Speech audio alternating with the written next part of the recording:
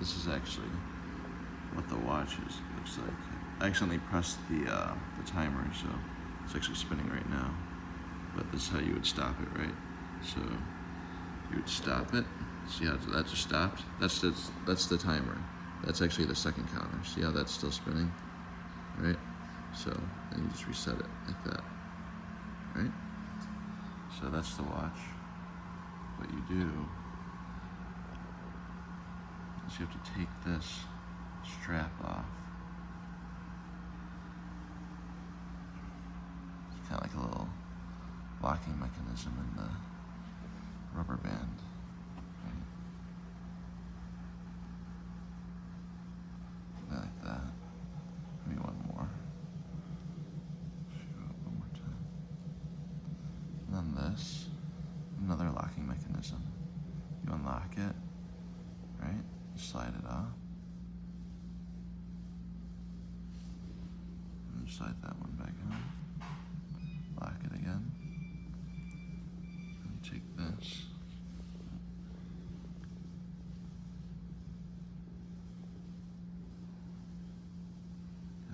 Line it up.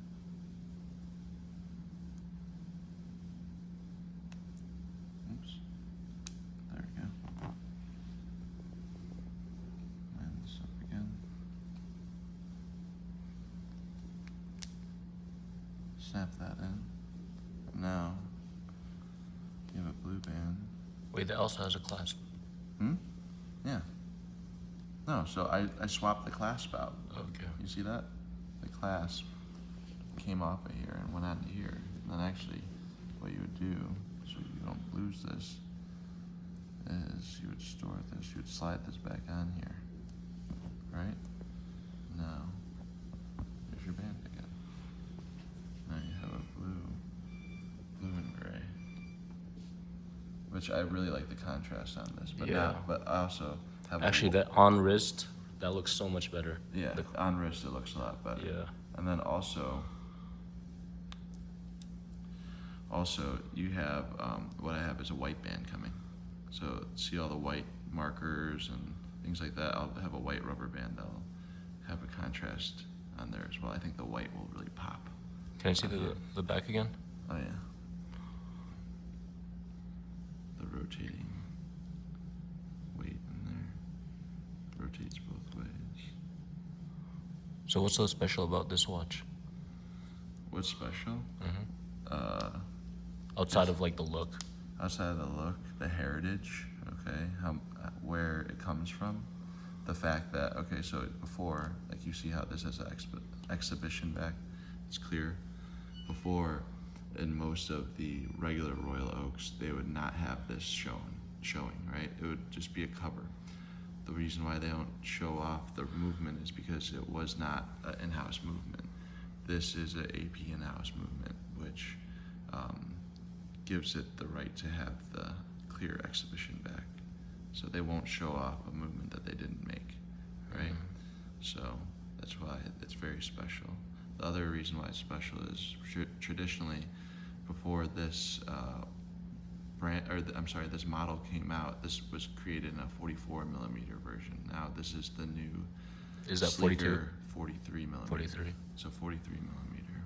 But it just depends what your preference, like how it wears on the wrist, the thickness of the diameter. Like there's more than one variable as to what makes the watch wear the size that it does. It's not just the size of the bezel, or the case. So there's a lot that goes to it. It's the girth, the dimensions of the whole thing. But you slide this in here. It's locked in. Oops. I can go right here. I always like to slide this in here too.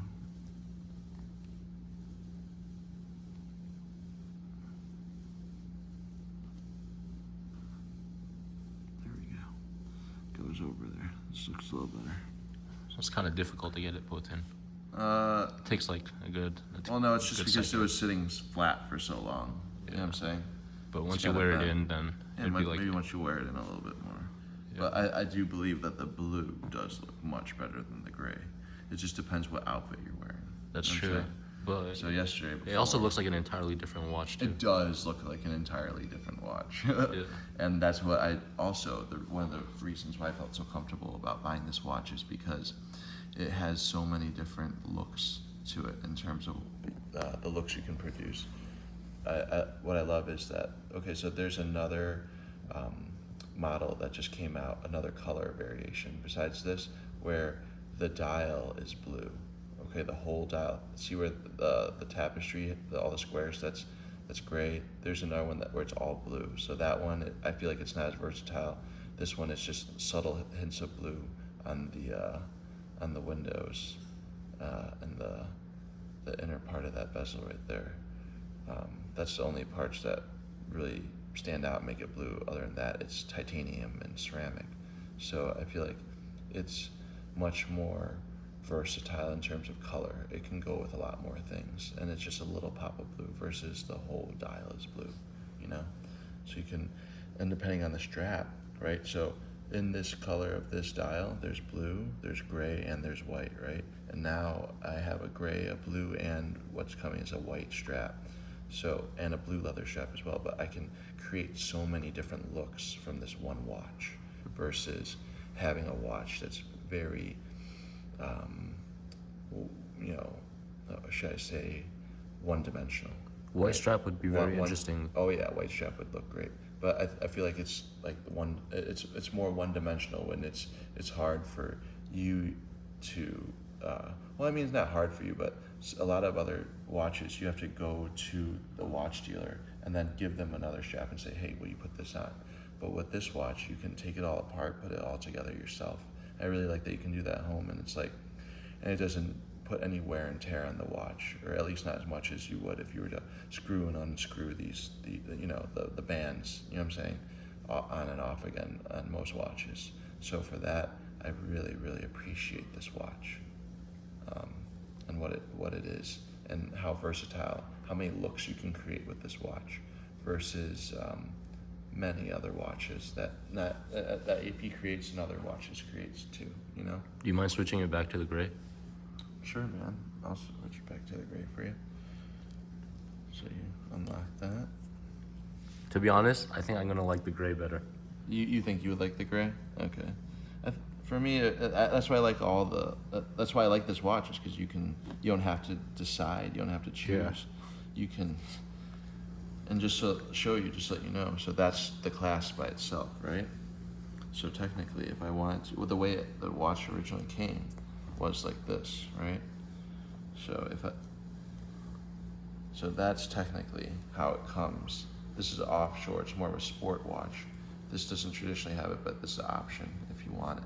But I opted for that because every time you put it on, it's like you have to flip it over, put it on. It's like it's not practical. So like that, very simple. Unlocks pretty easily, I would say, for the most part. Any scratches on it yet? No, zero. So I have to put this over here. These locks are interchangeable, right? So it's very easy for you to accidentally put the wrong side. Ones, yeah. The wrong one on the wrong side. But that's okay. I mean, there's nothing wrong with that. There isn't anything wrong with that. Yeah. I mean, it'll just feel weird on your wrist to wear, but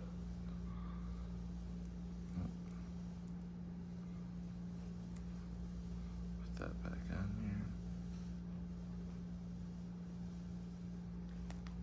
So is the same experience? Do you get the same experience by owning a Hublot watch and an AP, or is it completely two different experiences? I think it's, well, the buying experience is one thing, depending on where you buy it, because both of them have authorized retailers, and then also an actual boutique, right? Like a corporate boutique. But I think Hublot is more of it's more of a jewelry brand, right? It's owned by LVMH. Yes, they do have some movements that are in-house or whatever it is, really complicated movements that you can find in a Hublot, but traditionally it has no heritage. It's not. There's no. If you were to historically speaking, it has no heritage. There's nothing to Hublot. It's just it's relatively new watch company. This has a lot more heritage. They only make watches. Not saying that Hublot makes other things other than watches, maybe like pens and things like that. I'm not sure what other things AP makes. I know they make a desk clock, which I have, but I just feel like owning an AP, it is a different experience because I feel like you have a little bit more attention to detail. So for instance, the Hublot, the crown, when you change the time on the crown, you just pull it out and then twist it, right? It's like, there's not much to it. There's no, there's no locking mechanism. There's nothing like that. It's a very, very simple design. I haven't tried on their complicated watches, but like this one, you have to unscrew. So you have to literally unscrew this completely. Oh, I'll do it for you. So you have to literally unscrew this before you can pull it out. So you see that? It slowly comes out. You hear the pop, now you can pull it out. It's very, very watertight. I'll screw it back in. But you have to pull it, you actually have to, unlock it in order to do that. I feel like little things like that. I know that the Hublot also has a King Power, which has, straps that you can just take on and off, very similarly to this. But, I mean, if you were to really break it down, it just depends if you're a watch connoisseur or not. I feel like it's just like, what's different? Like, would you rather, like, the differences are a very similar experience if you don't know anything about watches, but if you appreciate watches a little bit more, maybe you would admire the heritage a little bit more or something like that. But really, it's kind of like McLaren versus Ferrari or Lamborghini, right? They all offer amazing products and things like that, and like, it's really what you get out of it. I mean, some people might enjoy their Hublot way more than their AP because they just like the brand more and everything, but I appreciate watches in a different way, so for their heritage. And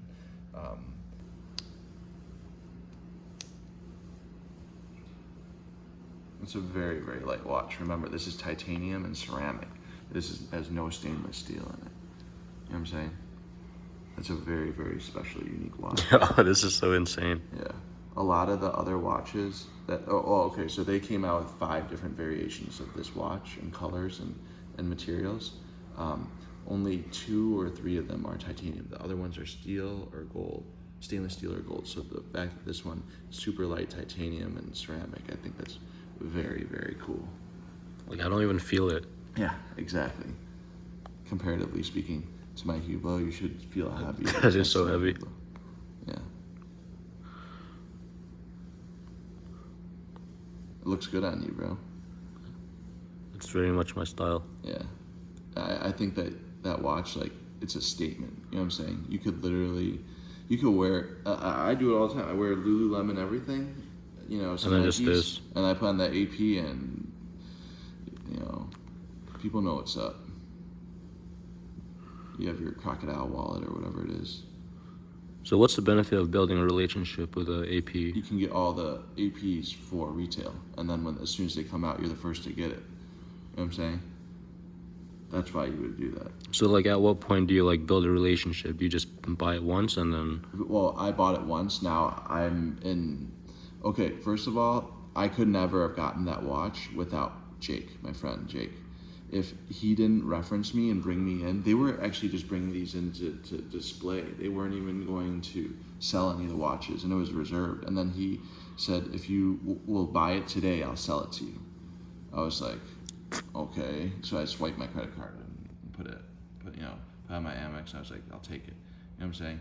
So he's like, okay, bet. Now the next time, be worth anywhere from 100 to 200,000. You know what I'm saying? Instantly.